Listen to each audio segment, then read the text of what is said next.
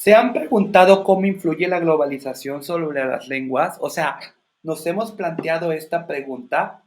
Ya por globalización, ya es un tema bastante discutido y bastante con conocimientos suficientes, pero por globalización entendemos a este proceso histórico de integración mundial en distintos ámbitos, económico, cultural, social, político y tecnológico, que ha creado con el paso del tiempo de los años un mundo más interconectado.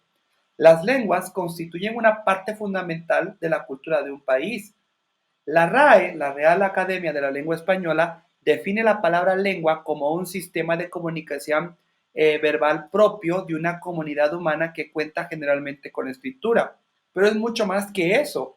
La lengua se emplea en el seno de las comunidades humanas con fines educativos y para representar la realidad. La cultura, por otro lado, es un conjunto de patrones aprendidos característicos de una sociedad determinada. Por este motivo, para el aprendizaje de una lengua, no basta solo con saber su gramática o su vocabulario. Es necesario conocer los parámetros culturales en los que se desarrollan. Por ejemplo, en Reino Unido es habitual que en los hoteles se les informe que los niños son bienvenidos, mientras que en otros países como Italia no es normal que los niños no se acepten en los hoteles. Pero, ¿cómo puede afectar la globalización a un idioma? En teoría, la globalización debería de ser una vía para el aprendizaje de idiomas y para su expansión, pero actualmente podemos ver que está provocando más daños que beneficios en algunas lenguas. Un ejemplo claro es el islandés, lengua oficial de Islandia. Este país, situado en el norte de Europa, cuenta con alrededor de 35.000 habitantes. Hoy en día, sus habitantes priorizan el uso del inglés ya que es más extendido y aparentemente resulta más útil. Esto provoca que si continúa disminuyendo el uso del islandés por parte de los nativos, finalmente acabará desapareciendo como ha ocurrido con otras lenguas. Al igual que el islandés, existen muchos ejemplos como las distintas lenguas indígenas de Latinoamérica, el quechua, el guaraní, el aymara. Si bien algunas de estas lenguas son habladas por millones de personas, poco a poco se han ido sustituyendo por el castellano infinitamente más extendido.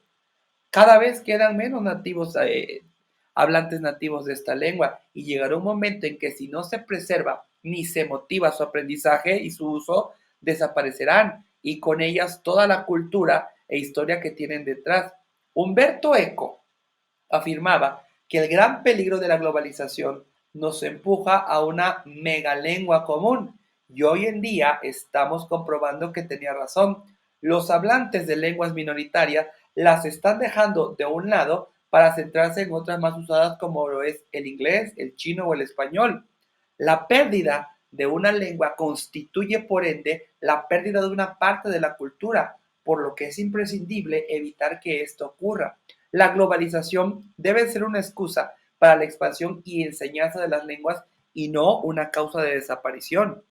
A diferencia del concepto de cultura, el de lenguaje no resulta ser tan complejo y existe mayor consenso en su definición. Lenguaje es cualquier código semiótico estructurado que posee un contexto de uso y ciertos principios combinatorios formales, mientras que la cultura es un concepto que se aplica exclusivamente al dominio de los humanos como especie. El lenguaje no posee esta exclusividad, ya que comprende el lenguaje humano y el lenguaje animal.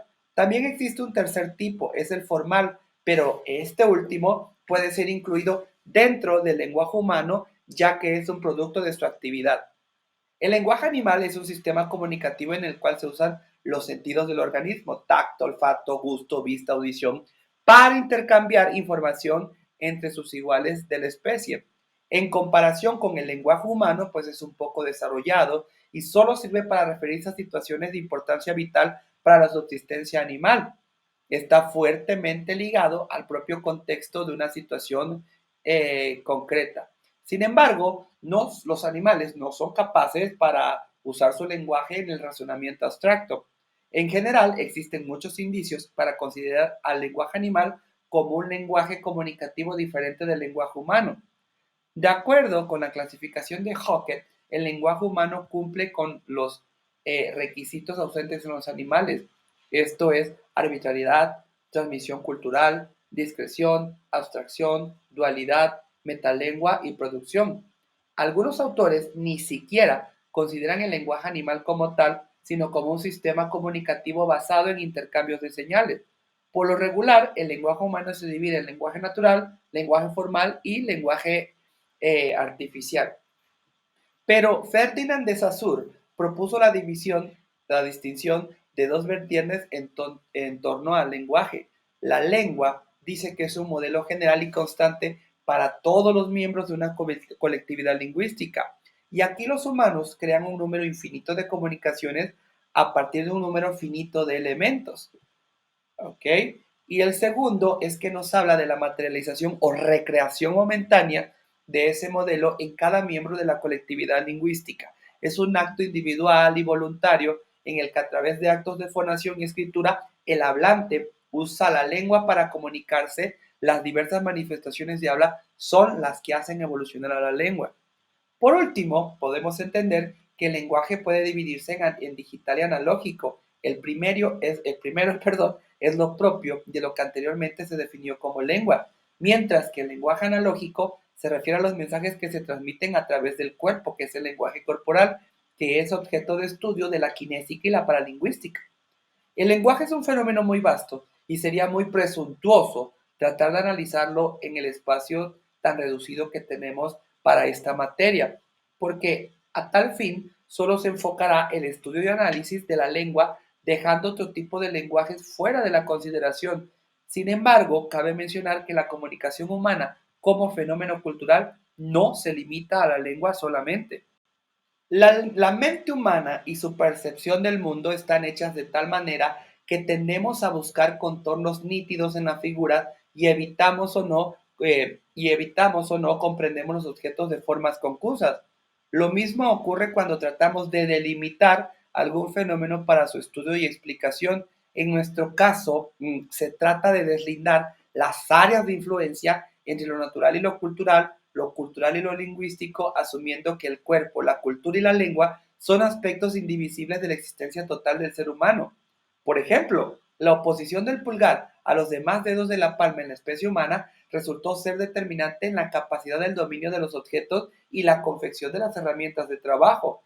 La elocución por medio de la lengua sería imposible sin la existencia del aparato laringio que los humanos poseen. La ausencia de él en los animales impide expresar el sonido como nosotros lo hacemos. La estructura entera del cerebro humano está hecha para que podamos ver, escuchar y expresarnos.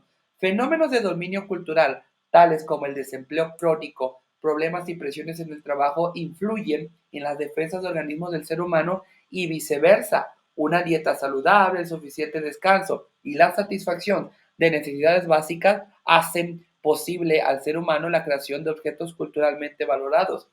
Como se desprende de todos estos ejemplos que les mencioné, no es posible trazar una línea divisoria clara entre los procesos naturales, culturales y lingüísticos. Son complementarios, superpuestos e interdependientes entre sí.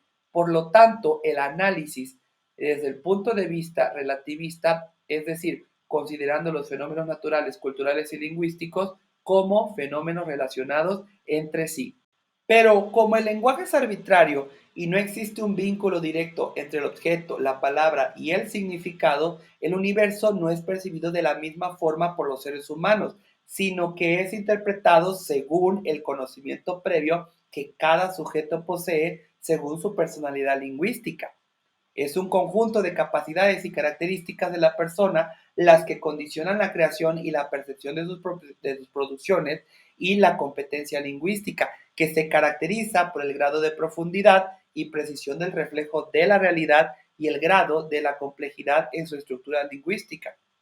Además de la personalidad lingüística que constituye a cada sujeto parlante, también existe la personalidad nacional lingüística, que es el cúmulo de las características conceptuales más importantes de la vida espiritual y material de su pueblo. La peculiaridad nacional de la personalidad consiste en la única e irrepetible constelación de la interpretación de los fenómenos y elementos que son comunes en todo un pueblo.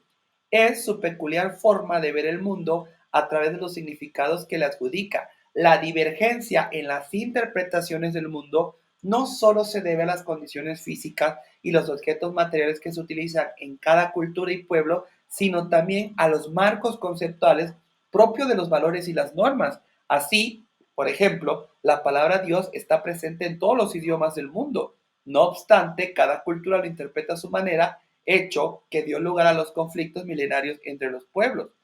Hay un modelo tripartito en donde se destacan tres niveles de la personalidad lingüística: el nivel valorativo, el nivel cultural, el nivel personal y el nivel personal. Nótese o deben de notar que estos tres niveles representan un conjunto interdependiente. Cada persona lleva una carga de principios morales y valores ideológicos y culturales que pasan por el filtro cognitivo. Estos valores se forjan con base en mitos, historias, ideales que les inculca el propio entorno social y con el tiempo pasan a formar parte de la personalidad del sujeto. El aspecto emocional en las ciencias cognitivas siempre ocupa un segundo plano y se ha prestado poca atención a su estudio. No tome en cuenta que la emoción es uno de los factores más importantes que contribuyen a la constitución y el desarrollo de la personalidad. Los prototipos primitivos de la valoración moral son el bien y el mal, y en su análisis más simple recurrimos a estos dos calificativos para juzgar o para valorar los hechos. Comer la carne porcina, por ejemplo, en la cultura judía, es un sacrilegio desde el punto de vista moral. A pesar de poseer nutrientes valiosos y ser apetecible de sabor, toda persona que consume la carne porcina es considerada pagana e indigna para un judío ortodoxo. Esto es un absurdo para un alemán en cuya cultura la carne porcina constituye un elemento fundamental de la gastronomía nacional. Estos tres niveles que constituyen la personalidad jurídica, la personalidad lingüística, perdón, no solo son complementarios, sino que pueden ser conflictivos entre sí. Perdón, es que soy abogado, entonces se me atravesaron conceptos.